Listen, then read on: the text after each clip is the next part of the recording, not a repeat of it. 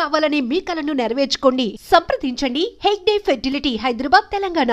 అలా bubble gum మూవీకి ఎంత బడ్జెట్ అయింది, ఎంత లాస్ అయ్యారా ఏమన్నా అబ్బాయి సినిమా? లాసే అంటే ఎంత అయింది ఏంటన్నది నాకు క్లియర్గా తెలియదు, బట్ ఫైనాన్షియల్గా డెఫినెట్గా లాసే. లాస్ అయ్యారా? 100% లాసే. అంటే కొంత మన ఓటీటీ ద్వారా వచ్చింది, కొంత శాటిలైట్ ద్వారా వచ్చింది తప్ప, మ్యూజిక్ మీద వచ్చిన అమౌంట్ తప్ప అది దాదాపు చాలా పోయింది. మీదే మొత్తం ప్రొడ్యూసింగ్ మీదే కదా. రోషన్ కెరీర్ విషయంలో ఎలాంటి జాగ్రత్తలు తీసుకుంటున్నారు అన్న? చెప్పాం కదా, మేము ఫస్ట్ సినిమానే ప్రొడ్యూస్ చేసాము. అవును అవును. సో బ్యానర్ వేరే అంటే మా అత్తగారి పేరు మీద పెట్టిన వి టుక్ ఎవ్రీ కేర్. లక్కీగా ఆ cinema though it failed subject వైజ్గా ఏవో కొంచెం చిన్న చిన్న లోటుపాట్లు ఉన్నా రోషన్కి చాలా మంచి పేరు వచ్చింది. పర్ఫార్మ్ బాగా చేశాడు. ఫస్ట్ సినిమా మాటల విషయంలో కూడా మనోడు మంచిగా స్టేజ్ మీద మాట్లాడేది. ఫస్ట్ సినిమా లాగా చేయలేదు, బాగా పర్ఫామ్ చేశాడు, ఈ పేరు సంపాదించుకున్నాడు. ఆ సినిమా తర్వాత రోషన్కి దాదాపుగా 70 నుంచి 80 100 కథలు విన్నాడు. 1 year అన్ని స్టోరీస్ విన్నాడు. వచ్చాయి.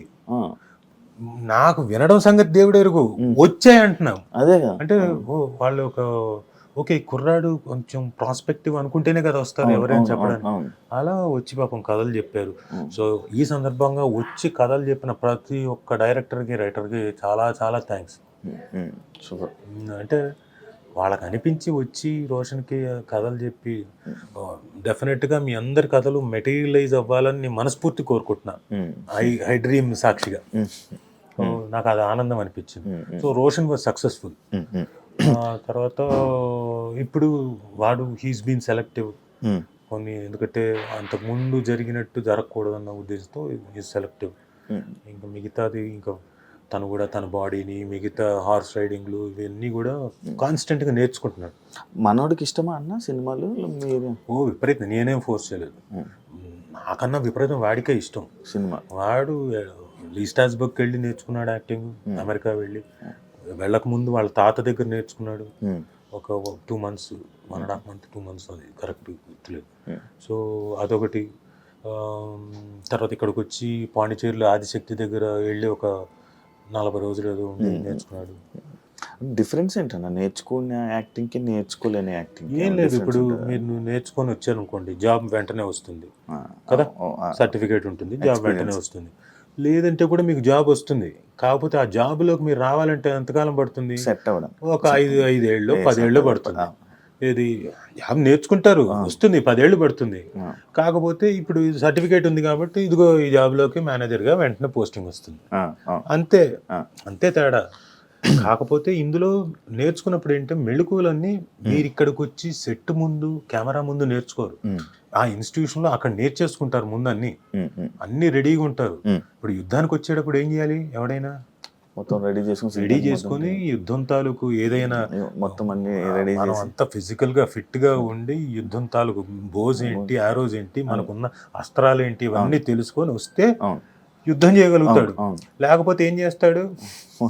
ఆ అస్త్రాలన్నీ అందించాలి పక్క నుండి. సో ఎవరైనా వచ్చేటప్పుడు నేర్చుకొని వచ్చినప్పుడు చాలా ఈజీ అవుతుంది. అక్కడికి వచ్చి కెమెరా ముందు డైరెక్టర్ తిట్టి, లేకపోతే డైరెక్టర్ నువ్వు కింద మీద పడి నేర్పించి ఇలాంటివి కాకుండా ఈజీగా మీరు ఫాస్ట్ గ్రోత్ ఉంటుంది. జూనియర్ ఎన్టీఆర్ గారికి మీకు మంచి పరిచయం ఇది ఉందన్న. ఆయన అభిమానులు కలిసి కూడా, అభిమానులతో ఇంటరాక్షన్ అయ్యి కూడా చాలా ఇయర్స్ అవుతుంది. ఎవరు? జూనియర్ ఎన్టీఆర్ గారు. ఆయన ఇంటరాక్ట్ అభిమానులు, ఆయన గురించి మనకు కొన్ని మాటలు మీరు చెప్తారా? నేను ప్రత్యేకంగా నేను కాంప్లిమెంట్ చేయాల్సిన అవసరం లేదు. ఫ్రెండ్స్ కదా. ఫ్రెండ్స్గా ఒకటి చెప్తా, is a great actor, proven that. చిన్నప్పుడే ప్రూవ్ చేసుకున్నాడు, అతి చిన్న వయసులోనే. గ్రేట్ డాన్సర్, అద్భుతంగా డాన్స్ చేస్తాడు. ఆ కూచిపూడి అన్నది చాలా హెల్ప్ తనకి. ఏమేం ప్రాక్టీస్ చేయడు, ఏం చేయడు, అలా వచ్చి గబగబా చూసి అనుకుని గబగబా చేసేసి టేక్ అంటాడు, చేసేసి వెళ్ళిపోతాడు. సో ఫైట్లు కూడా ఇప్పుడు ఇవి చేయగలిగిన అవి తెలుసు కాబట్టి చేస్తాడు డాన్స్. ఫైట్లు తెలియదు కదా, కానీ ఫైట్లు కూడా ఫైట్ మాస్టర్ చేసేటప్పుడు అవన్నీ చూసి వాళ్ళు చెప్పింది గ్రహించి వెంటనే, అదేం ప్రాక్టీస్ చేయలేదు తను, అప్పటికప్పుడు ప్రాక్టీస్ చేసుకొని ఆ విగరు, ఇంకోటి ఆ స్ట్రెచ్లు కానివ్వండి, ఆ ఫాల్స్ కానీ అక్కడికక్కడ నేర్చుకొని చాలా అద్భుతంగా చేస్తాడు. తీసుకునే శక్తి ఎక్కువ, బాగా గ్రహించే శక్తి ఎక్కువ. మీరు ఎలాంటి వాడంటే ఇప్పుడు దుర్యోధనుడు కనుక మనకు ఎదురుగా ఉన్నాడు అనుకోండి, మిమ్మల్ని కౌగిలించుకుంటే మొత్తం లాక్కుంటానంట కదా మీలోంచి శక్తి. అలా మీరు గనక ఉన్నారంటే మీలోంచి మొత్తం శక్తి లాక్కుంటాడు. మీలో ఉన్న విద్య అంతా అని లాగుతాడు.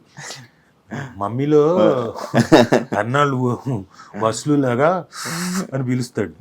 సో చాలా ఏకసంతాగ్రహి, ప్లస్ చూస్తాడు ఎవరు ఏం చేస్తున్నారు ఏంటి, అబ్జర్వేషన్ ఎక్కువ. అండ్ ఆ అబ్జర్వేషన్ ఉంది కాబట్టే వెంటనే ప్రతిదీ ఈజీగా గ్రహించగలుగుతాడు. మీ ఇద్దరికి ఏమైనా గ్యాప్ వచ్చిందండి? గ్యాప్ ఏం లేదు, మా ఇద్దరు గ్యాప్ ఏంటి, గ్యాప్ అనుకుంటారు జనం. అనుకుంటున్నారు అంటే పెళ్ళైన తర్వాత కూడా నేను పక్కనే ఉండాలి, నైట్ 12 గంటల వరకు ఉండాలంటే సాధ్యమా? ఒకప్పుడు మేమంటే తనకు పెళ్లి కాలేదు కాబట్టి ఫ్రెండ్స్ అందరం కూడా దాదాపుగా పని లేనప్పుడు, తనకు షూటింగ్ లేనప్పుడు వాళ్ళ ఇంటి దగ్గర అందరం కూర్చొని సరదాగా బిర్యానీలు తను వండింది తిని మాట్లాడుకోవడం, జోకులు వేసుకోవడం, పాటలు పాడుకోవడం. తన పాటలు అద్భుతంగా పాడతాడు. అలా అలవోక పాడతాడు. ఏ పాట అయినా సరే మొత్తం లిరిక్స్ గుర్తుంటాయి. ఇప్పుడు మనకు ఒక పాట గుర్తుందంటే ఓకే, ఇలా ఏదైనా వస్తుంటే అది పాడుతుంటాడు లిరిక్.